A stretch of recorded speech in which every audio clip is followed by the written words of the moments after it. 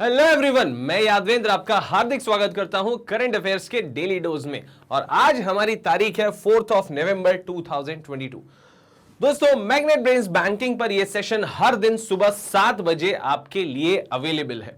अगर आप हर competitive exams के लिए प्रिपरेशन करना चाहते हो, मैं आपको बता देता हूं, not only for banking exams, SSC exams के लिए और अदर कॉम्पिटिटिव एग्जाम्स के लिए भी आप ये करंट अफेयर प्रेफर कर सकते हैं। तो हर दिन सुबह 7 बजे ये वीडियोस देखना ना भूलें। तो चलिए शुरू करते हैं आज का हमारा ये सेशन, जहां पर हम 4 नवंबर का करंट अफेयर डिस्कस कर रहे हैं। सबसे पहले बारी है motivational quote of the day. Life is not about having everything, it's about finding meaning in everything। मतलब ये कि भाई दुनिया में सब कुछ मिल जाए इसे जीवन नहीं कहते, ये जीवन है ही नहीं। दुनिया में जीवन में सब कुछ नहीं मिलता। जीवन तो उसमें है जब आप छोटी छोटी चीजों में बड़ा मीनिंग निकालें और जो है उससे संतुष्ट रहें, उससे खुश रहें, उसकी वैल्यू करें। मतलब यह कि आपके पास जो नहीं है उसे छोड़कर जो आपके पास है उसकी कीमत समझें और उसको लेकर आगे बढ़ें। बहुत सारे लोग अपने जीवन में होने वाली कमियों को लेकर हमेशा परेशान और दुखी रहते हैं। या पैसे की कमी होना, बड़ी सी गाड़ी नहीं हो पाना, बड़ा सा घर जो है ना होना, या ये कह लें कि स्पेशल फ्रेंड्स ना होना, या हाई लाइफस्टाइल ना होना, इसको लेकर लोग बहुत दुखी रहते हैं और हमेशा ये सपना देखते हैं कि कभी तो वो होगा, कभी वो वैसे दिन आएंगे और हम उस दिन खुश हो जाएंगे। लेकिन दोस्तों, आपको बता दूं, ये आइडियल डेज कभी नहीं आते। लाइफ का स्ट्रगल चलता ही रहता है। आपको खुश होना चाहिए कि ईश्वर ने आपको जो दिया है, आप बहुत लकी हैं, क्योंकि जो आपके पास है बहुतों के पास वो भी नहीं है, उतना भी नहीं है। आपकी ड्यूटी है कि बस आप प्रोग्रेस करें, मेहनत करते चले और फल की चिंता मत करें। जब तक आप कर्म करते रहेंगे, ईमानदारी से कर्म करेंगे, फल आपको कभी ना कभी जरूर मिलेगा। तो दोस्तों, यहां पर हमारा ये बोध वाक्य पूरा होता है कि life is not about having everything. Life में सब कुछ मिल जाए इसे लाइफ नहीं बोलते। लाइफ कहते हैं जब आपके पास छोटी छोटी चीजें हों, उसमें आप बहुत कुछ तलाश लें, उसमें छोटी छोटी चीजों में बड़ी बड़ी खुशियां अगर आप निकाल लेते हैं, ये लाइफ है। फ्रेंड्स, आज इंपॉर्टेंस ऑफ द डे में हम रिवाइज करने जा रहे हैं, क्योंकि 4 नवंबर को कोई बहुत ज्यादा इंपॉर्टेंट डे जो है वो नहीं है। तो हम रिवाइज करेंगे कि पिछले 3 दिनों में हमने कौन कौन से जो है वो डे पढ़े। तो 3 नवंबर को हमने पढ़ा था प्रसिद्ध अर्थशास्त्री अमर्त्य सेन जी जो है, उनका जन्मदिन जो है आता है 3 नवंबर को। 1933 में वो जो है जन्मे थे और उन्हें 1998 में इकोनॉमिक्स का नोबेल प्राइज मिला था। पनामा को कोलंबिया से आजादी मिली थी 3 नवंबर को ही। तो आप ध्यान रखेंगे, पनामा का इंडिपेंडेंस डे भी जो है वो 3 नवंबर को आता है। ऑल सोल्स डे मनाया जाता है 2 नवंबर को, यह भी याद रखेंगे। 2 नवंबर को ऑल सोल्स डे, ये बेसिकली जो है रोमन कैथोलिक कैलेंडर में ये डे मनाया जाता है। वे सारी आत्माएं जो अब हमारे बीच नहीं है ना, उनके लिए ये डे जो है वो मनाया जाता है। फिर इसके बाद बात करें तो वर्ल्ड वेगन डे, मतलब ये कि विश्व शाकाहार दिवस जो है वो बेसिकली मनाया जाता है 1 नवंबर को। आप याद रखेंगे वर्ल्ड वेगन डे।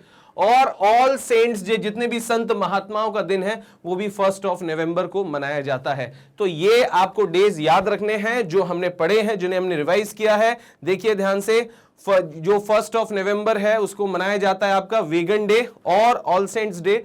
फिर इसके बाद ऑल सोल्स डे 2 नवंबर को, और 3 को अमर्त्य सेन जी का बर्थडे और पनामा का इंडिपेंडेंस डे। दोस्तों, हमारा होमवर्क क्वेश्चन जो है वो लास्ट क्लास का था, वो क्या था? As per the RBI act, in case of failure to maintain the inflation target for how many quarters the central bank has to send the report to the government. मतलब ये कि कितनी तिमाही तक फेल होने के बाद केंद्र सरकार को जो है रिपोर्ट भेजता है आरबीआई। मतलब ये कि मॉनेटरी पॉलिसी हर 3 महीने में जो है बेसिकली तो वो हर महीने में लेकर आता है, लेकिन कितने क्वार्टर के बाद उसे जो है एक रिपोर्ट देनी होती है कि लगातार इतने क्वार्टर तक हम सफल नहीं रह पाए, और जो हमने लक्ष्य रखा था कि महंगाई का स्तर इसको मेंटेन करके रखेंगे, अगर उससे महंगाई बढ़ी हुई होती है तो कितने क्वार्टर तक, कितनी तिमाही तक लगातार महंगाई को अगर कम ना कर पाए, असफल रही आरबीआई की नीति, तो फिर उसे जो है गवर्नमेंट को एक रिपोर्ट देनी पड़ती है कि साहब हम 3 क्वार्टर से कोशिश कर रहे हैं, 4 क्वार्टर से कोशिश कर रहे हैं, 5 क्वार्टर से कोशिश कर रहे हैं, लेकिन हम जो है वो सफल नहीं हो पाए। तो आपको बता दें कि भैया the right answer is 3 quarters. 3 quarter मतलब 3 महीने का एक क्वार्टर होता है। तो भैया लगातार अगर 9 महीने तक आरबीआई महंगाई को काबू करने में विफल रहता है तो फिर उसे केंद्र सरकार को एक रिपोर्ट सौंपनी होती है, जिसे उसमें डिटेल में बताना पड़ता है कि उसने क्या प्रयास किए और वो क्यों सफल नहीं हो पाया। क्लियर है? ताकि सरकार को भी जानकारी रहे कि भैया देश में जो है सब कुछ ठीक नहीं है और अभी फिलहाल ऐसा ही समय है जब पिछले 9 महीनों में लगातार जो है आरबीआई महंगाई को कंट्रोल नहीं कर पाया, या जो भी लक्ष्य है उससे महंगाई ऊपर रही। फिर इसके बाद बात करें तो सेंट्रल विजिलेंस कमीशन मतलब केंद्रीय सतर्कता आयोग is observing vigilance awareness week from 31 of October to 6 of November. आप याद रखेंगे 31 अक्टूबर से 6 नवंबर तक मनाया जाता है विजिलेंस अवेयरनेस वीक। 31 अक्टूबर से 6 नवंबर तक क्या मनाया जाता है? विजिलेंस अवेयरनेस वीक मनाया जाता है ना। तो ये आपको वीक हमेशा याद रखना है। 31 ऑफ अक्टूबर को शुरू हो जाता है 6 नवंबर तक, है ना। केंद्रीय सतर्कता आयोग इसे मनाता है ईमानदारी को बढ़ावा देने के लिए, करप्शन को खत्म करने के लिए केंद्रीय सतर्कता आयोग जो है वो काम करता है, सरकारी विभागों में करप्शन को रोकने का कार्य करता है। और वो जो है अपना सप्ताह मतलब ये कि सतर्कता जागरूकता सप्ताह जो मनाता है वो मनाता है सतर्कता जागरूकता सप्ताह 31 अक्टूबर से 6 नवंबर। ठीक है, तो आज इस पर भी हम बात करेंगे। फिर अगला जो है हमारा है prime minister Narendra Modi declared Mangarh Dham in Rajasthan as a national monument. मतलब यह कि प्रधानमंत्री नरेंद्र मोदी ने राजस्थान के मानगढ़ धाम को जो है राष्ट्रीय स्मारक घोषित किया। अब क्यों स्मारक घोषित किया, कौन रहता है वहां, किसकी याद में ऐसा किया है, किसको समर्पित किया है, राजस्थान में ही क्यों किया, उस सब पर हम आज बात करेंगे, चर्चा करेंगे। आज की तीसरी हेडलाइन है फ्रेंड्स की Bangladesh posthumously awarded friends of liberation war to US diplomat. मतलब यह कि बांग्लादेश ने अमेरिका के राजनयिक को मरणोपरांत फ्रेंड्स ऑफ लिबरेशन का जो है पुरस्कार दिया है। मरणोपरांत फ्रेंड्स ऑफ लिबरेशन का पुरस्कार दिया है। और किसको दिया है? अमेरिका के राजनयिक को दिया है ना। आप ध्यान रखेंगे यूएस के डिप्लोमेट को यह पुरस्कार दिया है। अब वो यूएस का डिप्लोमेट कौन है, उन्हें यह पुरस्कार क्यों मिला है और बांग्लादेश ने अवार्ड क्यों दिया है, उस पर हमारी चर्चा आज होगी। हमारी आज की अगली हेडलाइन है Giridhar Aramane has been appointed as the defence secretary of India. देश के या रक्षा जो है मंत्रालय के रक्षा सचिव बनाए गए हैं, जिन्हें हम डिफेंस सेक्रेटरी बोलते हैं। तो नए डिफेंस सेक्रेटरी अपॉइंट हो गए हैं गिरधर अरमाने। इस खबर के बारे में हम डिटेल में जानेंगे, बात करेंगे। गिरधर अरमाने हमारे डिफेंस सेक्रेटरी जो है वो अपॉइंट हुए हैं। अगली हमारी न्यूज कहती है फ्रेंड्स की the 41st Sharjah international book fair, है ना। आपको याद रखना है ये number 41st Sharjah international book fair open in UAE on 1 of November. मतलब 1 नवंबर को यूएई में 41वां शारजाह इंटरनेशनल बुक फेयर जो है वो शुरू हुआ। इसमें किसी देश को एक खास दर्जा भी प्राप्त हुआ है और भी सारा कुछ जो है वो हम आज इसके बारे में चर्चा करेंगे। अगली हमारी हेडलाइन है आज की university grant commission directs higher education institution to celebrate Indian language day. मतलब ये कि विश्वविद्यालय अनुदान आयोग ने, विश्वविद्यालय अनुदान आयोग बोले तो यूनिवर्सिटी ग्रांट कमीशन ने उच्च शिक्षा संस्थानों को, जो भी हायर एजुकेशन इंस्टीट्यूशन है, भारतीय भाषा दिवस मनाने के जो है वो निर्देश दिए हैं। तो ये आप याद रखेंगे कि भैया भारतीय भाषा दिवस जो है वो कब मनाया जाएगा। Is that clear? चलिए आगे बढ़ते हैं दोस्तों। 7 राज्य और 2 हमारे केंद्र शासित प्रदेश 7 states and 2 union territories of India celebrated their foundation day on 1 of November. मतलब यह कि 1 नवंबर को भारत के 7 राज्यों और 2 केंद्र शासित प्रदेशों ने अपना स्थापना दिवस मनाया। तो भैया ये जो अपना स्थापना दिवस मनाया वो 7 राज्य कौन से हैं, वो केंद्र शासित प्रदेश कौन से हैं, 1 नवंबर को ही इनका स्थापना दिवस है। इन सब के बारे में आज हम जानेंगे डिटेल में। Kerala government withdrew the announcement of raising the retirement age of employees in state PSUs.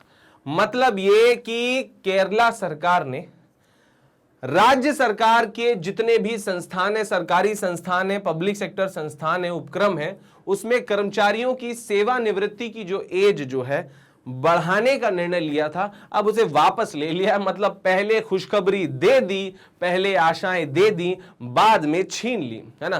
Kerala सरकार में ऐसा क्या हुआ है उस पर भी हम आज बात करेंगे। The Cycling Asia Cup 2022 will be held in India from 25th November। मतलब ये कि 25 नवंबर से भारत में साइकिलिंग एशिया कप 2022 का जो है वो आयोजन किया जाएगा, ये भी आप याद रखेंगे। In this month of October 2022, the government got the second highest ever circle GST revenue of rupees 1,51,718 crore rupees. मतलब ये कि दूसरी बार अक्टूबर 2022 के महीने में अब तक दूसरी बार सरकार को जो है दूसरा सबसे अधिक सर्कल जीएसटी जो है वो बेसिकली प्राप्त हुआ है ना। और वो कितना प्राप्त हुआ है? 1,51,718 करोड़ रुपए प्राप्त हुआ है। पहली बार 1.5 लाख, मतलब दूसरी बार 1.5 लाख करोड़ को जो है वो क्रॉस हुआ है। उसके बाद फिर हाल ही में द्रास सेक्टर में 1 नवंबर को जिला दिवस जो है, जो जिला दिवस यहां पर बोलना चाहिए, ये जो गैप है आप ध्यान रखेंगे, ये जो जिला दिवस है। कौन सा दिवस है? जो जिला दिवस जो है वो 1 नवंबर को मनाया गया, द्रास सेक्टर में मनाया गया, है ना। तो उसके बारे में भी आज हम बात करेंगे। फ्रेंड्स, फिर से आपको याद दिला दूं कि ये है हमारे वो प्रोडक्ट्स, ये है हमारे हीरे, हमारे नगीने, जिन पर हम इतने समय से मेहनत कर रहे हैं। अब फाइनली ये जो है वो उपलब्ध है।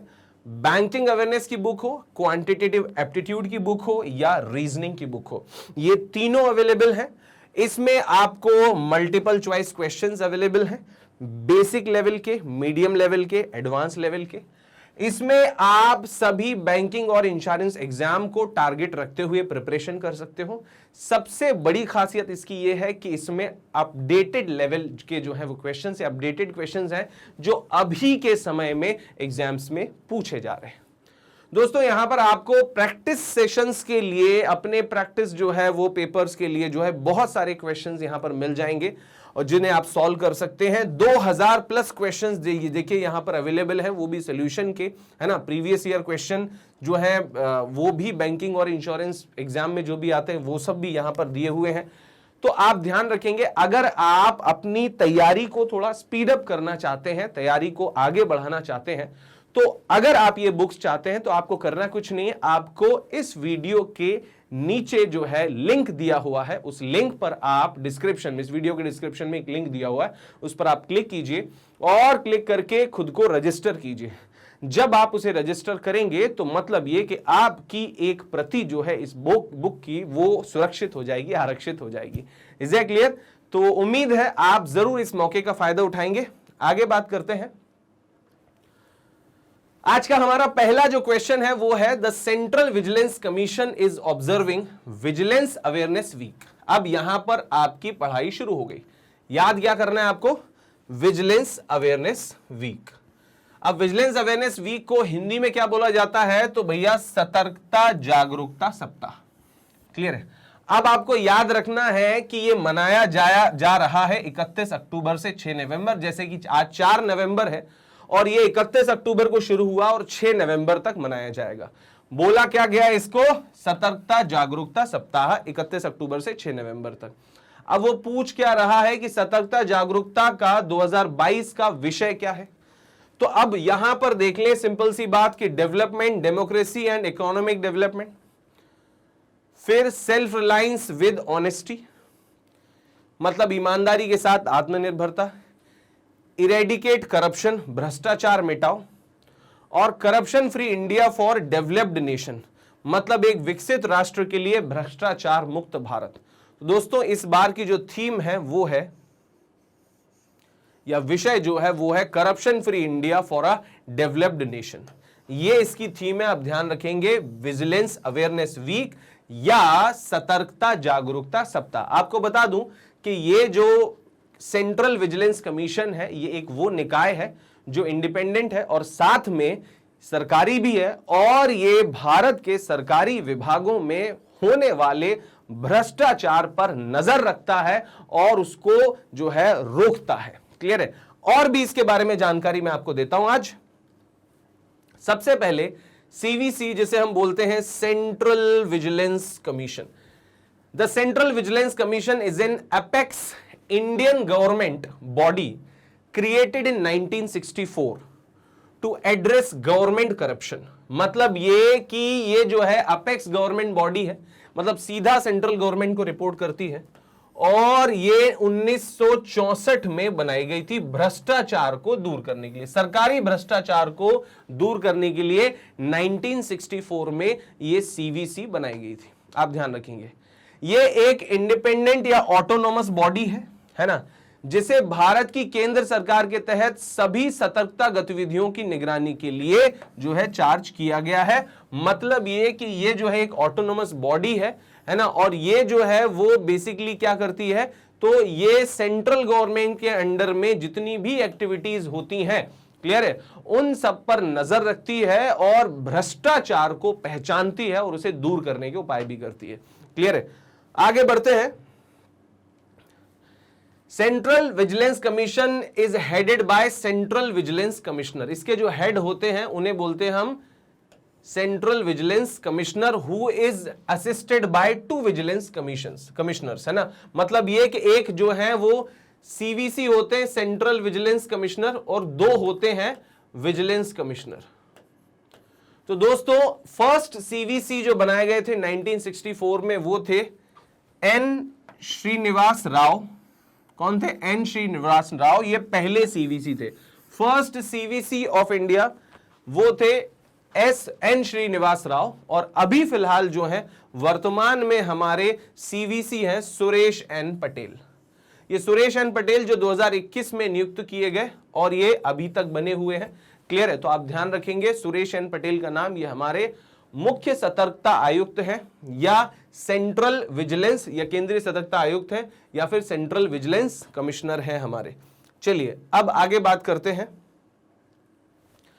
दूसरा क्वेश्चन है friends, on 1st of November 2022 prime minister Narendra Modi declared Mangarh Dham as a national monument. अब दोस्तों आप इतना तो याद रख लीजिए कि पीएम मोदी से नाम जुड़ा हुआ है, ठीक है। मानगढ़ धाम लिखा है मतलब पवित्र जगह है, कहीं ना कहीं लोगों की श्रद्धा का केंद्र है। वो क्यों है उस पर भी हम बात करते हैं।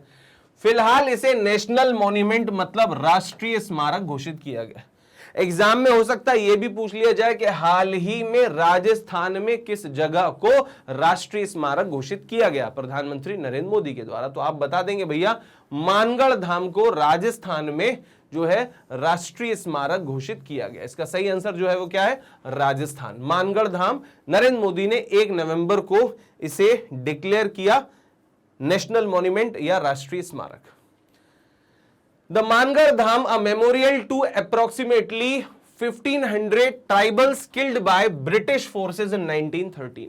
मतलब ये कि 1500 जो है आदिवासियों को ब्रिटिशर्स के द्वारा मार दिया गया था 1913 में।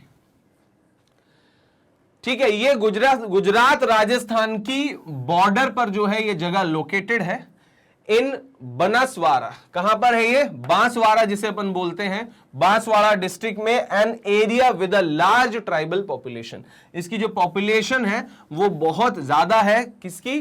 ट्राइबल पॉपुलेशन, मतलब आदिवासियों की संख्या यहां पर बहुत ज्यादा है, ये आप याद रखेंगे। और 1500 आदिवासियों को यहां मार दिया गया था 1913 में ब्रिटिश फोर्सेस के द्वारा।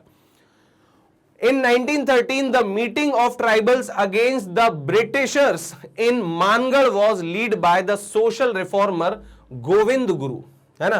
आप ध्यान रखिए कि समाज सुधारक श्री गोविंद गुरु जी के द्वारा ये एक मीटिंग हुई थी जो मानगढ़ में हुई थी और उसको लीड कर रहे थे श्री गोविंद गुरु 1913 में। और वहीं पर ब्रिटिशर्स ने 1500 आदिवासियों की निर्मम हत्या कर दी गई थी और इसी वजह से जो है मानगढ़ को जो है पवित्र भूमि माना जाता है, मानगढ़ को जो है कहीं ना कहीं बलिदान की भूमि माना जाता है और इसीलिए जो है मानगढ़ को राष्ट्रीय स्मारक घोषित किया गया है।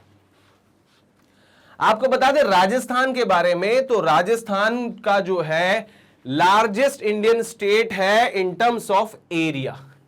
एरिया के हिसाब से लार्जेस्ट इंडियन स्टेट है राजस्थान। हम सब जानते हैं क्षेत्रफल के हिसाब से जो है यह क्षेत्रफल के हिसाब से सबसे बड़ा राज्य है, सबसे बड़ा भारतीय राज्य है, ये आप ध्यान रखेंगे। और जनसंख्या के हिसाब से, जनसंख्या के हिसाब से 7वां सबसे बड़ा है, ये आप याद रखेंगे। गवर्नर जो है ये बैठे यहां पर, ये है कलराज मिश्र साहब, ये गवर्नर हैं राजस्थान के, ये आपको याद रखना है। कैपिटल जयपुर है। अशोक गहलोत जो कि चीफ मिनिस्टर हैं ये रहे, आप जानते हैं।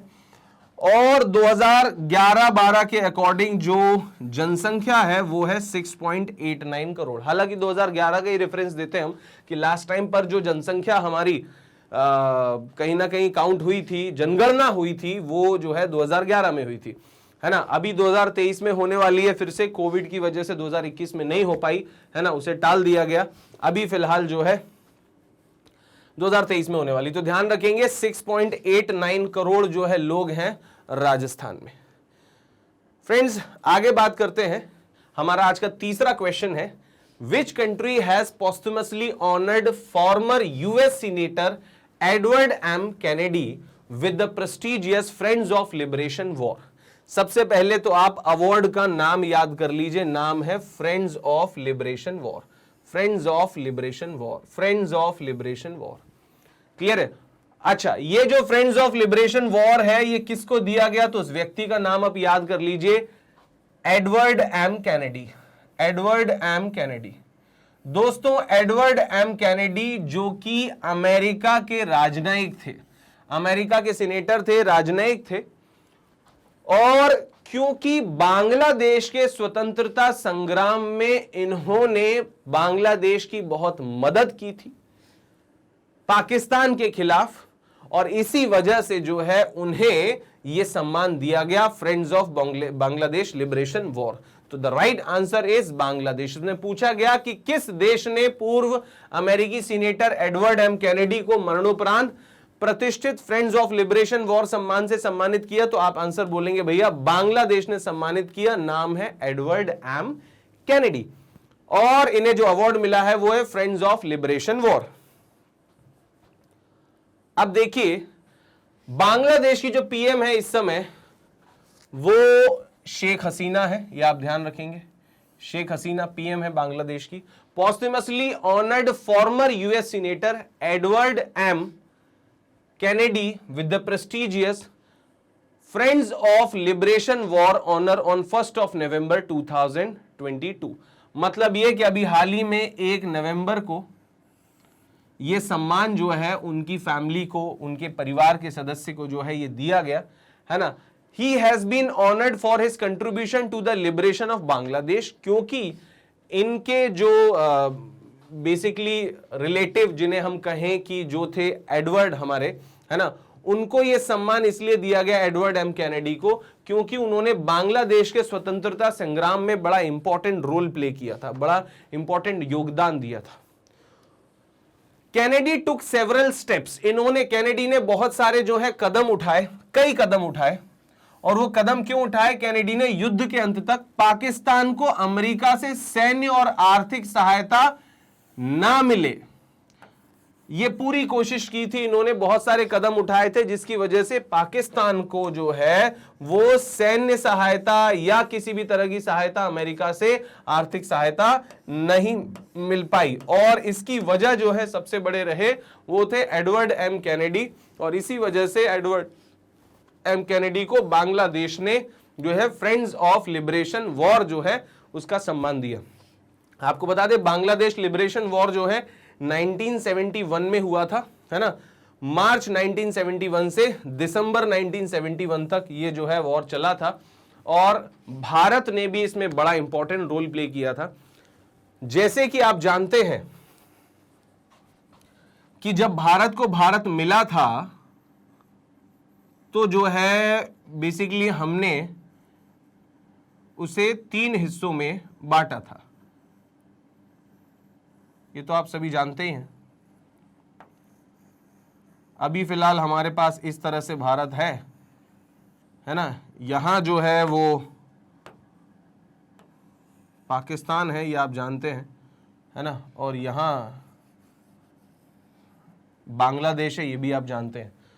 तो दोस्तों ये जो पाकिस्तान है और ये जो बांग्लादेश है ना, ये दोनों ही पहले पाकिस्तान थे और पाकिस्तान ने यहां इन लोगों पर अत्याचार करना शुरू कर दिया था क्योंकि इनका वो दमन करना चाहते। यहां के लोग जो पंजाबी मूल के थे वो यहां लीड करना चाहते थे और ये जो बंगाली मूल के मुस्लिम्स थे इन पर शासन करना चाहते थे। यहां विद्रोह हो गया, उसे कुचलने के लिए पाक की सेना ने बहुत ज्यादा अत्याचार करना शुरू कर दिया और उसी वजह से बांग्लादेश से लोग जो हैं वो भारत में आने लगे। करीब 11 लाख लोग उस समय सरहद पार करके भारत में आ गए। इंदिरा गांधी ने इसकी कंप्लेंट भी की यूनाइटेड नेशन में, लेकिन वहां से जवाब यह मिला अमेरिका और चाइना की तरफ से। किस किस की तरफ से? एक तो चाइना हो गया और एक अमेरिका की तरफ से जो है ये कहा गया कि भैया ये जो है वो पाकिस्तान का अंदरूनी मामला है और इसमें भारत को बीच में नहीं बोलना चाहिए। लेकिन इंदिरा गांधी का कहना यह था कि भाई 11 लाख लोग भारत में घुस आए हैं शरण लेने के लिए, उनके अत्याचार से परेशान होने के लिए। अब ये 11 लाख लोग भारत के हैं या भारत में रह रहे हैं, इनको भोजन कराना, कपड़े देना, शिक्षा, स्वास्थ्य, ये सब जिम्मेदारी कौन निभाएगा? ये लोग कोई अपने साथ टिफिन, लंच, पैसा या घर उठाकर नहीं लाए, सारी व्यवस्था भारत को देखनी है। इन्हें मार के भगाया भी नहीं जा सकता है। तो फिर कैसे ये भारत का मुद्दा नहीं हुआ? रशिया के इंटरफेयर करने के बाद, रशिया का भारत के साथ देने के बाद, रशिया और भारत का जब साथ, भारत को जो है रशिया का जब साथ मिला, तो फाइनली हमने ये तय किया कि हम जो है पूर्वी पाकिस्तान जिसे कहा जाता था पहले, उसको हम जो है आजाद कराएंगे। क्लियर है? उसका जो है ये जितना भी झंझट है ये समाप्त करेंगे, ये विवाद है शांत कराएंगे। और इसी बीच जो है वो बन गया नया देश, पूर्वी पाकिस्तान की जगह नया देश बना बांग्लादेश 1971। क्लियर है? तो ये कहीं ना कहीं जो है बड़ा गौरवशाली क्षण है भारत के लिए भी, बांग्लादेश के लिए भी, और ये जो एडवर्ड एम कैनेडी उनके लिए भी। दोस्तों बांग्लादेश की कैपिटल आप सब जानते हैं ढाका है। करेंसी जो है बांग्लादेशी टका है, ये आप याद रखेंगे। फिर उसके बाद पॉपुलेशन अगर बांग्लादेश की बात की जाए तो बांग्लादेश का एरिया बहुत ज्यादा नहीं है, लेकिन पॉपुलेशन देखिए आप 16.63 करोड़ है, मतलब 16.63 करोड़ आबादी है 2021 के हिसाब से। वर्ल्ड बैंक की एक रिपोर्ट में 2021 में कहा गया कि पॉपुलेशन जो है वो कितनी है, 16.63 करोड़ है। उसके बाद फिर प्राइम मिनिस्टर वहां की शेख हसीना है, और प्राइम मिनिस्टर के बाद प्रेसिडेंट का नाम जो बहुत ज्यादा फेमस नहीं रहता, आप याद रखिए प्रेसिडेंट का नाम है मोहम्मद अब्दुल हमीद। क्या नाम है? मोहम्मद अब्दुल हमीद जो है ये अभी प्रेसिडेंट है। किसके प्रेसिडेंट है इस समय? तो भैया ये जो है वो प्रेसिडेंट है बांग्लादेश के, और ऑफिशियल लैंग्वेज जो है बंगाल की, वो तो बंगाली है ही, ये हम जानते हैं। फ्रेंड्स आगे बढ़ते हैं नेक्स्ट क्वेश्चन की तरफ। Who has been appointed as the defence secretary in November 2022? मतलब ये कि नवंबर 2022 में किसे हाल ही में डिफेंस सेक्रेटरी नियुक्त किया गया? तो नाम आप देख लीजिए, यहां पर ऑप्शन में दिए हैं गिरधर अरमाने, अमृतलाल मीना, रणधीर सिंह, विजय शर्मा। तो आपको कहीं जाने की जरूरत नहीं है। The right answer is Giridhar Aramane. Giridhar Aramane को क्या नियुक्त किया गया है? आप नाम याद रख लें, डिफेंस सेक्रेटरी मतलब रक्षा सचिव नियुक्त किया गया। क्या नियुक्त किया गया? रक्षा सचिव नियुक्त किया गया है। उसके बाद फिर आगे बात करते हैं important point. The defence secretary is the administrative head of the ministry of defence. मतलब ये कि जो डिफेंस सेक्रेटरी होता है वो बेसिकली एडमिनिस्ट्रेटिव, प्रशासनिक जो है वो प्रमुख होता है। किसका? रक्षा मंत्रालय का। रक्षा सचिव रक्षा मंत्रालय का प्रशासनिक सचिव होता है। मतलब ये कि पूरा प्रशासन जो है रक्षा मंत्रालय का वही संभालता है। हालांकि रक्षा मंत्रालय के हेड जो होते हैं वो तो होते हैं कौन?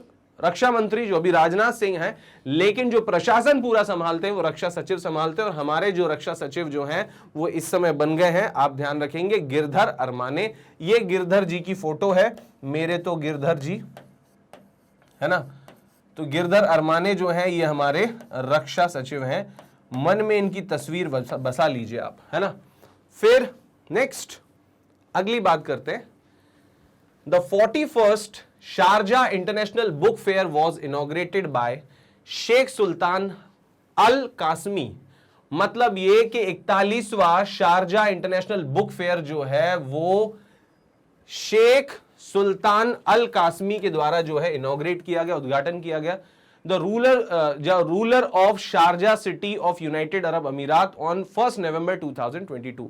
मतलब ये कि ये जो है वो रूलर है किसके, शारजा सिटी के, शारजा सिटी के सुल्तान है। और ये शारजा सिटी कहां पर है, यूएई में है।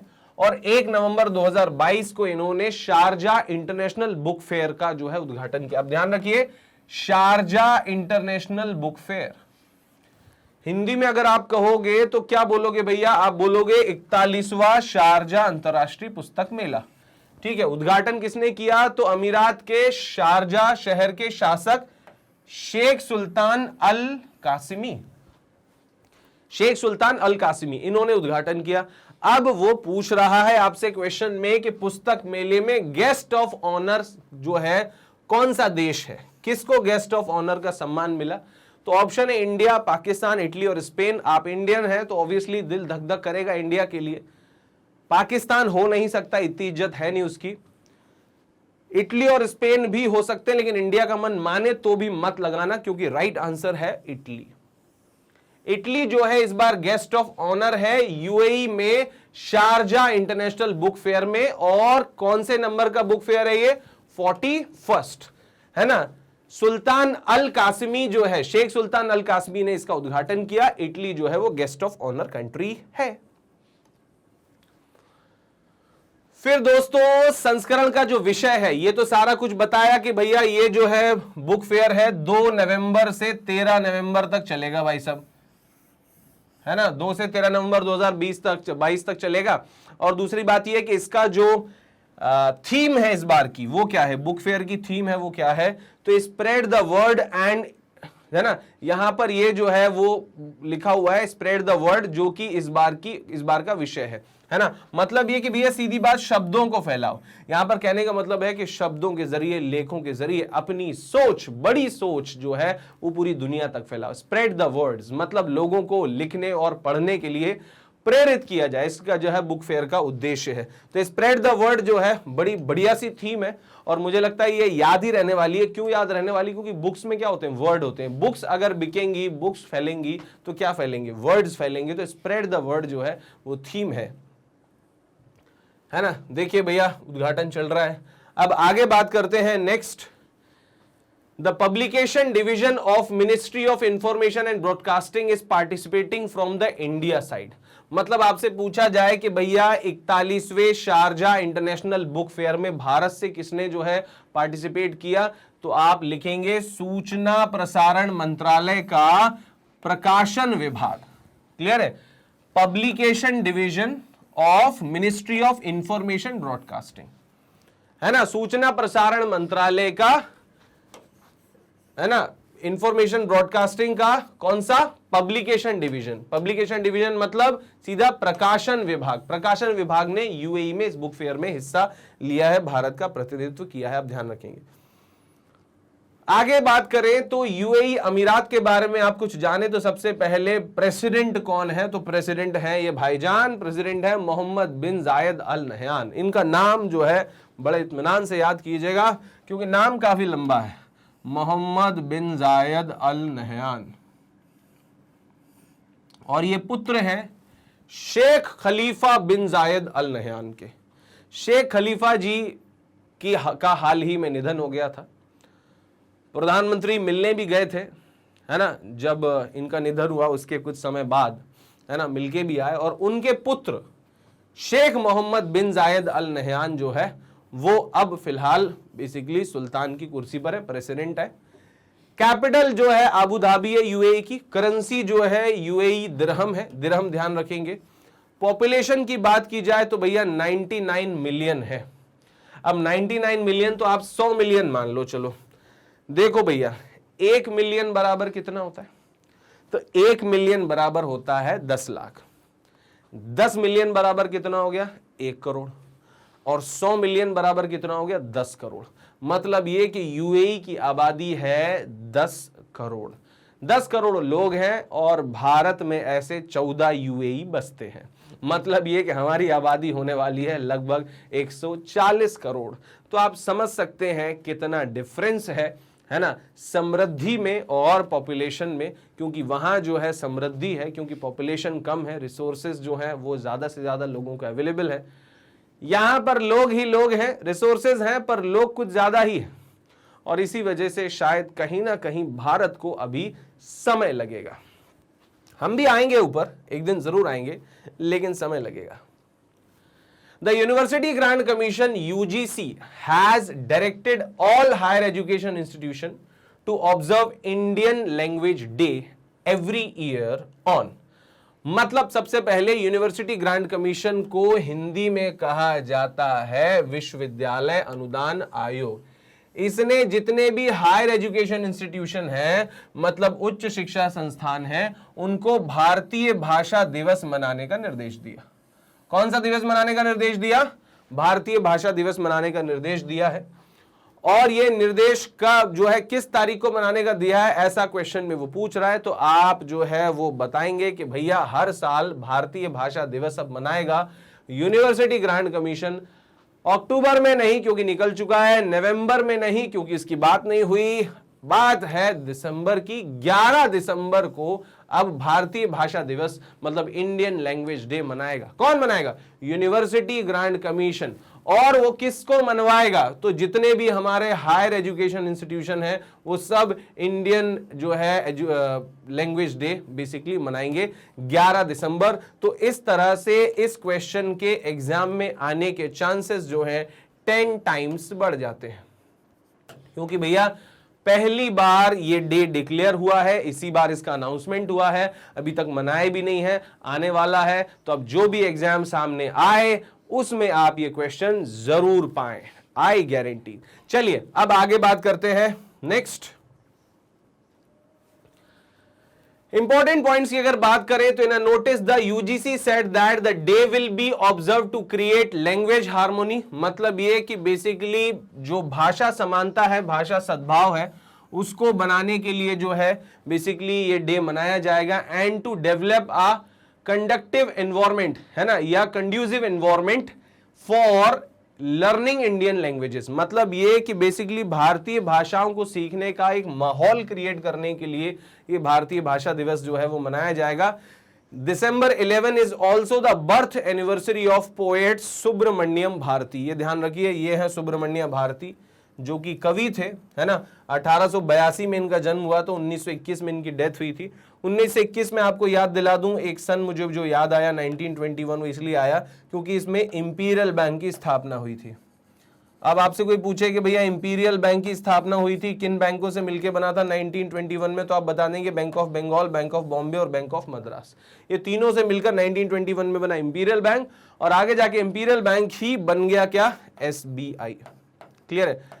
चलिए, और 1921 में जो है बेसिकली डेथ हुई किसकी? सुब्रमण्यम भारती। और सुब्रमण्यम भारती कवि है, उनकी बात क्यों निकली? क्योंकि उनका जो है वो बर्थ हुआ था दिसंबर 11 को। दिसंबर 11 इसलिए भी याद किया जाता है। क्लियर है? तो इंडियन लैंग्वेज डे जो है वो अब कब मनाया जाएगा? 11 दिसंबर को। किसने आदेश दिया? यूनिवर्सिटी ग्रांट कमीशन ने, आप याद रखेंगे। यूनिवर्सिटी ग्रांट कमीशन की बात करें तो एम जगदीश कुमार, ये है एम जगदीश कुमार, ओम जय जगदीश, ये हैं भाई साहब।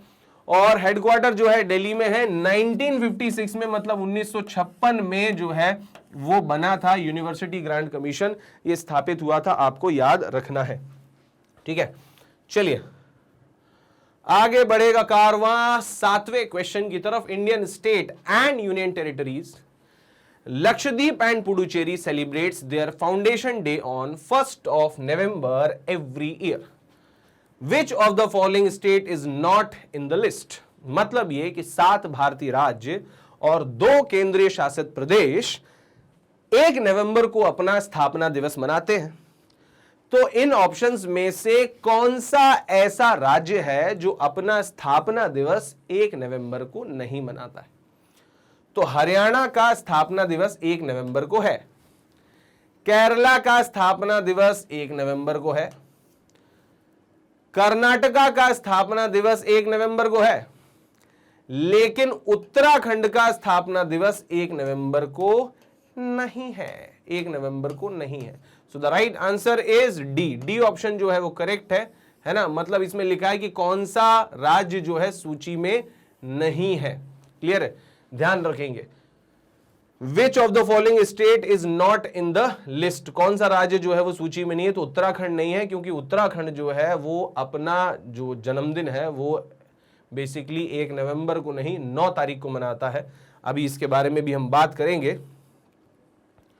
उत्तराखंड की बात करें तो भाई साहब गवर्नर इस समय गुरदीप सिंह जी हैं और चीफ मिनिस्टर हैं ये तेजस्वी चेहरा, तेजस्वी नहीं, ध्यान रखें वो बिहार के हैं, ये हैं पुष्कर सिंह धामी, है ना। तो पुष्कर सिंह धामी भाई साहब जो हैं ये बेसिकली क्या है, ये चीफ मिनिस्टर हैं। फॉर्मेशन हुआ था 9 नवंबर को, आप ध्यान रखेंगे। एमपी का फॉर्मेशन हुआ 1 नवंबर को और उत्तराखंड का हुआ 9 नवंबर को, आप ध्यान रखेंगे, है ना। और फिर कैपिटल जो है वो देहरादून है, किसकी, विंटर कैपिटल उत्तराखंड की, है ना। विंटर कैपिटल ये बड़ा इंपॉर्टेंट है, सर्दियां अगर चलेंगी तो देहरादून कैपिटल हो जाएगी और गर्मियां अगर चलेंगी तो बेसिकली गैरसैंण जो है वो कैपिटल हो जाएगी। तो गैरसैंण जो है वो समर कैपिटल है, किसकी, उत्तराखंड की, और विंटर कैपिटल जो है वो देहरादून है, ये आपने याद रखना है। चलिए आपको लेके चलता हूं अगले क्वेश्चन पर। केरला सरकार ने सभी राज्य सार्वजनिक उपक्रमों के कर्मचारियों की रिटायरमेंट की एज जो है को कितने वर्ष तक बढ़ाने के अपने निर्णय को वापस ले लिया कि नहीं नहीं नहीं गलती हो गई भैया, रिटायरमेंट की एज नहीं बढ़ाएंगे नहीं बढ़ाएंगे नहीं बढ़ाएंगे, खुशियां दी थी वापस ले ली। तो भैया घोषणा हुई थी हाल ही में कि रिटायरमेंट वालों की जो एज है वो बढ़ाकर 60 कर दी जाएगी। और हालांकि ज्यादातर राज्यों में 60 उम्र है, लेकिन इन्होंने एहसान किया कि हम 60 कर देंगे और फिर एहसान वापस भी ले लिया भैया। तो आप ध्यान रखेंगे किस राज्य सरकार ने हाल ही में जो है राज्य सरकार के अंतर्गत आने वाले जितने भी उपक्रम है, सरकारी उपक्रम है राज्य सरकार के, है ना, उनके कर्मचारियों की रिटायरमेंट एज जो है वो 60 करने के निर्णय को जो है उन्होंने क्या किया है, वापस ले लिया। ये आप याद रखेंगे, वो इसे 60 करने वाले थे पर अब नहीं कर रहे हैं। बढ़ाने का है, मतलब पहले 58 था, अब 60 कर रहे थे पर मना कर दिया। दोस्तों केरला की जो है बात अभी हुई, दोनों क्वेश्चंस में हुई। तो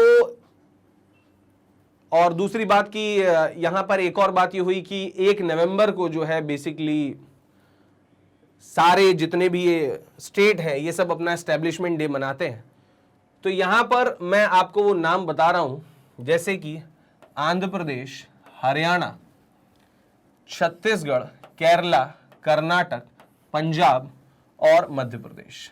1 2 3 4 5 6 7, है ना।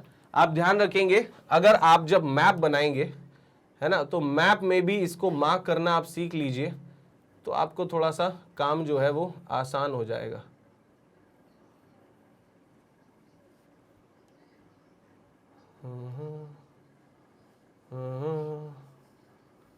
अब जैसे उन्होंने कहा कि कौन कौन से स्टेट है, तो सबसे पहले आपने बोला भैया आंध्र प्रदेश, आंध्र प्रदेश के बाद हरियाणा, हरियाणा के बाद छत्तीसगढ़, छत्तीसगढ़ के बाद केरला, 1 2 3 4 केरला, ठीक है। केरला के बाद कर्नाटक 4 5, ठीक है।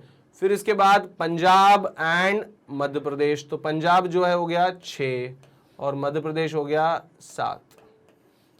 तो आप ऐसे याद रख लो भैया कि 2 का जोड़ा यहां है ना, पंजाब का और हरियाणा का, मध्य प्रदेश और छत्तीसगढ़ का है, ठीक है। फिर इसके बाद केरला और कर्नाटक का है ना, केरला और कर्नाटक का जोड़ा है। एक अकेला जो है वो क्या है, यहां पर क्या पड़ा था भैया, आंध्र प्रदेश, एक अकेला आंध्र प्रदेश है, आंध्र प्रदेश का एक जोड़ा है। और आप ऐसे भी बोल सकते हो कि आंध्र प्रदेश, केरला और कर्नाटक, ये 3 1 नवंबर है। यहां पर सेंट्रल इंडिया में आपके कौन कौन से आ रहे हैं, मध्य प्रदेश, छत्तीसगढ़, और नॉर्थ इंडिया में आपके हरियाणा और जो है बेसिकली पंजाब। ये सब जो है राज्य 1 नवंबर को ही अपना बेसिकली एस्टेब्लिशमेंट डे मनाते हैं। लक्षद्वीप और पुडुचेरी भी 1 नवंबर को ही अपना स्थापना दिवस मनाते हैं, ये भी आप याद रखेंगे, है ना, लक्षद्वीप और पुडुचेरी। आगे बात करते हैं Which state is all set to host the Track Asia Cup 2022 cycling tournament? One of the biggest cycling event from November 25th to 28, 2022. मतलब ये कि कौन सा राज्य 25 से 28 नवंबर 2022 तक सबसे बड़े साइकिलिंग आयोजनों में से एक track Asia cup 2022 cycling tournament की मेजबानी करने के लिए तैयार है?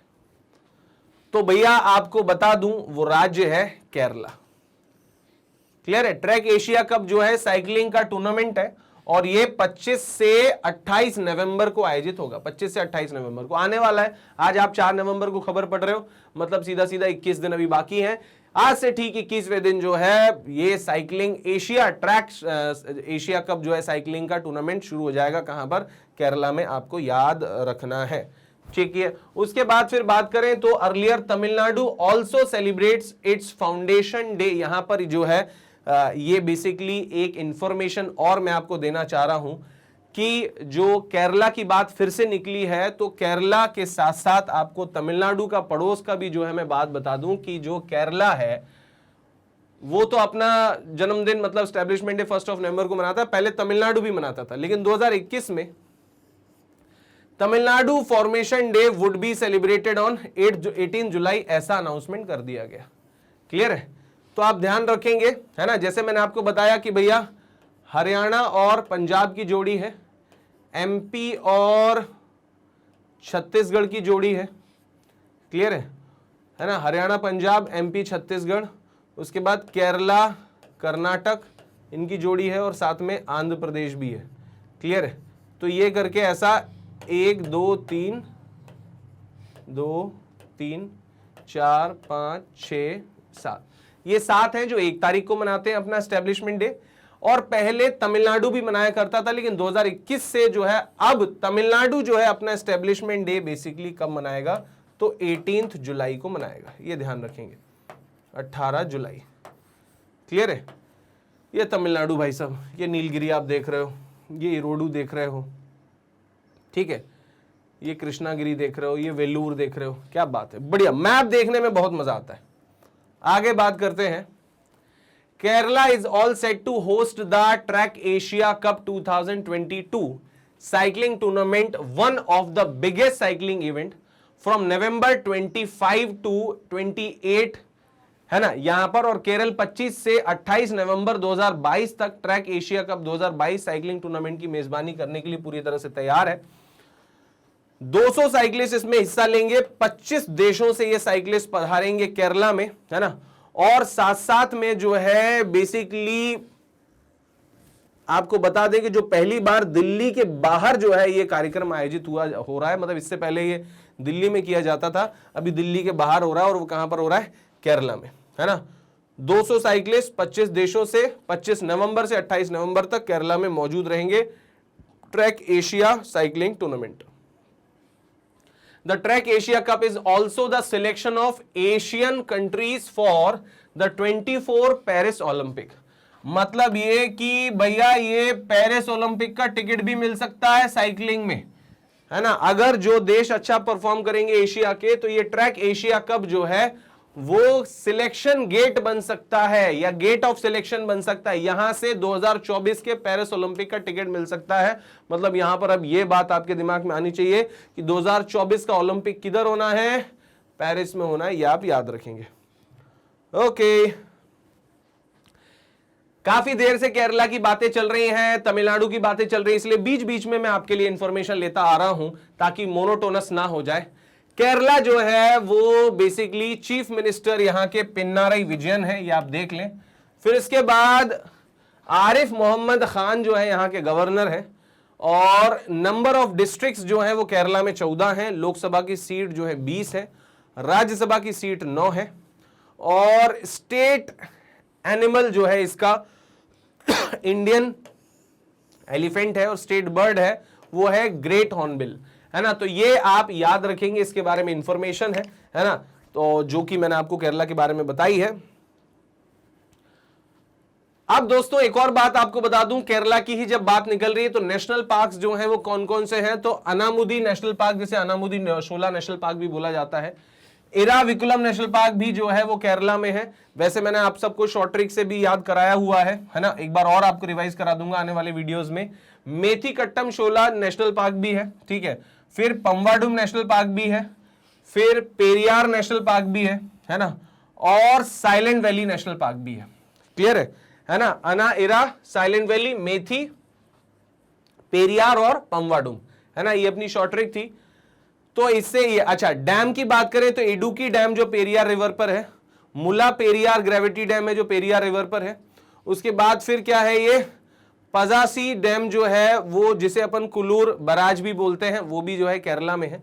अच्छा, उसके बाद फिर केरला में जो जीआई टैग रजिस्टर्ड है ना, तो वो देख लो आप, ये क्या है, तो भैया यहां पर ये है अर्णमूल कन्नड़ी, उसके बाद फिर पालक्कड़ मटका राइस, पालक्कड़ मटका राइस जो है, अर्णमूल कन्नड़ी जो है, उसके बाद फिर दूसरा है बाला रमप्परम, है ना, ये साड़ीज हैं, बाला रमप्परम साड़ीज जो हैं, और उसके बाद फिर फाइन कॉटन फैब्रिक्स जो है ना, ये सब जो है फाइन कॉटन फैब्रिक्स जो भी हैं यहाँ के। उसके बाद बाला रमप्परम साड़ी जो है वो बाला रमप्परम साड़ी, और उसके बाद मटका राइस, और उसके बाद फिर क्या है, अर्णमूल कन्नड़ी, है ना, तो अर्णमूल कन्नड़ी, ये सब भी जो है इसके क्या है, जीआई टैग। जीआई टैग क्या होता है, ज्योग्राफिकल इंडिकेशन टैग, ये आपको याद रखना है। चलिए अब आगे बात करते हैं।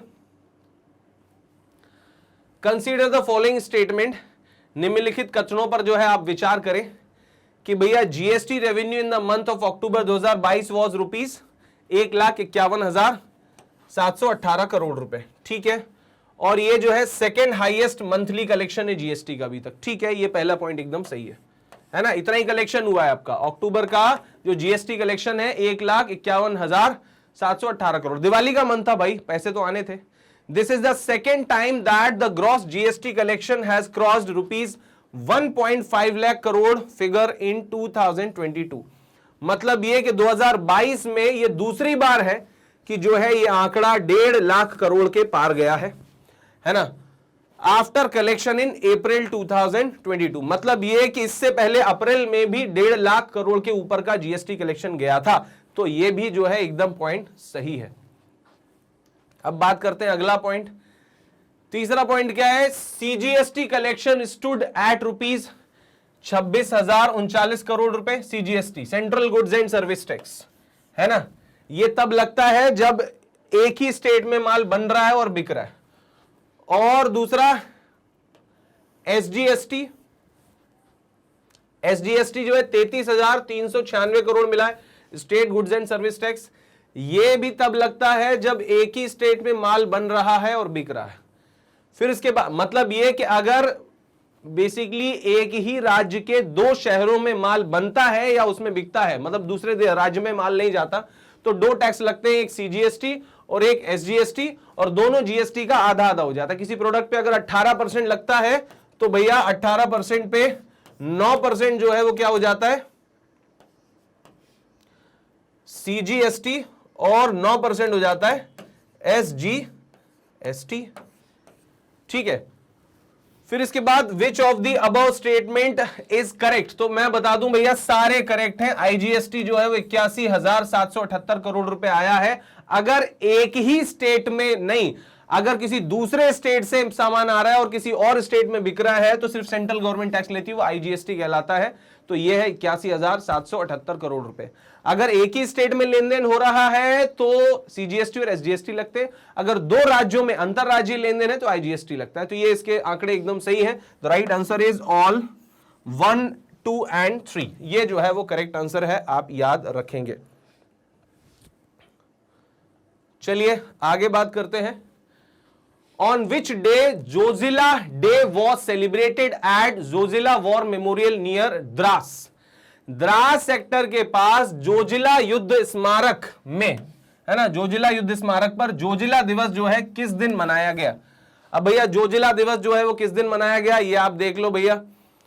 तो आपको बता दूं 1 नवंबर को, 1 नवंबर को जो है जोजिला दिवस मनाएगा। कितनी तारीख को मनाया गया? 1 नवंबर को जोजिला दिवस मनाया गया, ये आप याद रखेंगे। इसके बारे में और जानकारी हम हासिल कर लेते हैं। Zoji La day was celebrated on 1 November 2022 at the Zoji La war memorial near Dras. Dras sector के पास में जोजिला वॉर मेमोरियल पर जोजिला दिवस मनाया गया।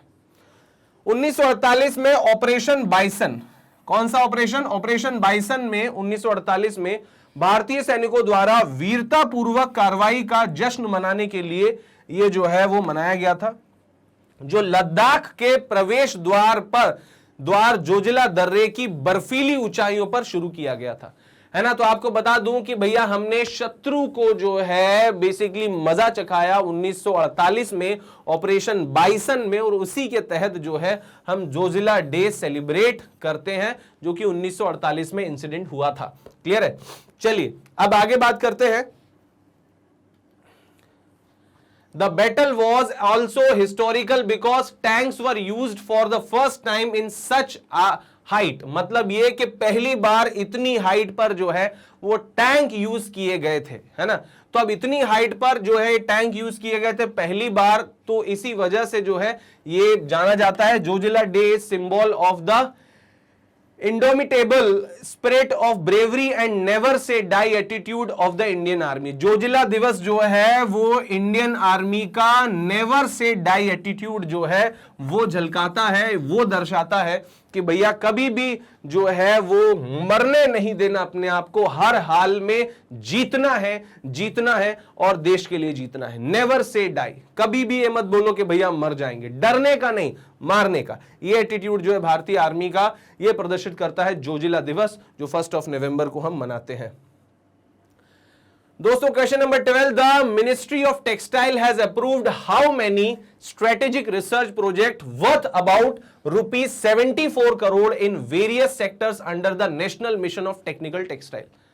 दोस्तों कपड़ा मंत्रालय ने राष्ट्रीय तकनीकी वस्त्र मिशन के तहत विभिन्न क्षेत्रों में लगभग 74 करोड़ रुपए की कितनी रणनीतिक अनुसंधान परियोजनाओं को मंजूरी दी?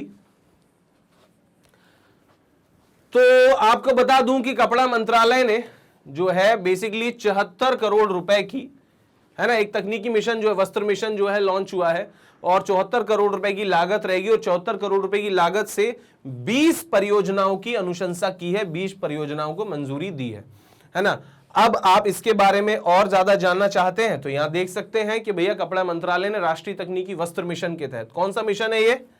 राष्ट्रीय तकनीकी वस्त्र mission, national mission on technical textiles, है ना। आप देख तकनीकी वस्त्र मिशन के तहत विभिन्न क्षेत्रों में लगभग 74 करोड़ रुपए की 20 रणनीतिक अनुसंधान परियोजनाओं को मंजूरी दी है, कि मतलब उसमें रिसर्च की जाएगी।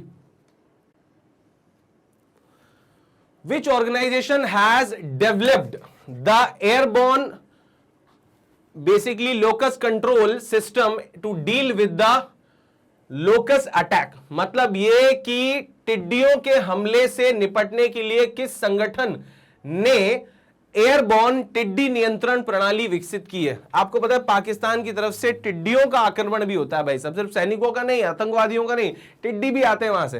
तो अब टिड्डियों से निपटने के लिए जो है, टिड्डों से निपटने के लिए अब एक एयरबॉर्न टिड्डी नियंत्रण प्रणाली जो है वो डेवलप की गई है ना। एयरबॉर्न लोकस्ट कंट्रोल सिस्टम जो है ये बेसिकली लाया गया है। तो ये कौन लेके आया है, ये आज का आपका होमवर्क क्वेश्चन है। ये होमवर्क क्वेश्चन है आपका कि भैया ये कौन लेके आया। Defence research and development organisation जो रिसर्च करती है, इंडियन एयरफोर्स लेके आई है, हिंदुस्तान एरोनॉटिकल लिमिटेड लेके आई है, या BHEL Bharat heavy electricals limited लेके आया? आप जरूर बताइए, जरूर सर्च कीजिएगा, मैं आपको नेक्स्ट वीडियो में इसका आंसर जरूर बताऊंगा। Which institute has launched a new national clinical registry of COVID-19 patients? मतलब यह कि कोविड-19 रोगियों की एक नई राष्ट्रीय नैदानिक रजिस्ट्री शुरू करने वाला कौन सा संस्थान है? मतलब यह कि अब जो है कोविड-19 के जितने भी पेशेंट्स होंगे उनका नया पंजीकरण होगा, ताकि उनकी हेल्थ पर नजर रखी जा सके, उनका ध्यान रखा जा सके, उनका डेटा मेंटेन किया जा सके। तो भैया कौन सी इंस्टीट्यूट ने एक नई रजिस्ट्री जो है शुरू की है, ए नेशनल क्लिनिकल रजिस्ट्री ऑफ कोविड-19, है ना। यहां कोविड-19 के रोगियों के लिए एक नई राष्ट्रीय नैदानिक रजिस्ट्री जो है शुरू की है। तो वो आपको बता दूं कि देखो इसने नई शुरू की है डिपार्टमेंट ऑफ बायोटेक्नोलॉजी ने भी नहीं की, नेशनल इंस्टीट्यूट ऑफ वायरोलॉजी भी नहीं की, Indian council of medical research ने जो है ये शुरू की है। अब आपको यह पता करके मुझे बताना है कि Indian council of medical research का एस्टेब्लिशमेंट कब हुआ था और इस समय इसके हेड जो है वो कौन है, क्योंकि Indian council of medical research Covid के टाइम पर बहुत फेमस रहा। तो आप मुझे पता करके बताइए कि इसके हेड कौन है और इसका एस्टेब्लिशमेंट कब हुआ था, Indian council of medical research. आज के लिए फिलहाल जो है इतना ही दोस्तों। अगर आप इसी तरह की और भी इंफॉर्मेशन चाहते हैं, कोई टॉपिक जो है विशेष जिस पर आप हमारा विश्लेषण चाहते हैं स्पेशल वीडियोस में, तो जरूर बताइएगा। आपको फिर से याद दिला दूं कि मैग्नेट ब्रेन्स बैंकिंग के जो सेक्टर्स की सारी बुक्स जो है वो अवेलेबल हैं, तैयार हो चुकी है। अगर आप भी ये बुक्स प्राप्त करना चाहते हैं तो आपको सिर्फ हमारे इस वीडियो में नीचे डिस्क्रिप्शन में दिए लिंक पर अपने आप को रजिस्टर करना है और अपनी बुक की एक कॉपी जो है वो सुरक्षित कर लेनी है। तो दोस्तों आज के लिए फिलहाल इतना ही। हमारे चैनल को लाइक कीजिए, सब्सक्राइब कीजिए, क्योंकि हम हैं मैग्नेट ब्रेन्स बैंकिंग जो प्रोवाइड कराते हैं free education and quality education. आज के लिए फिलहाल इतना ही। Thank you everyone. जय हिंद।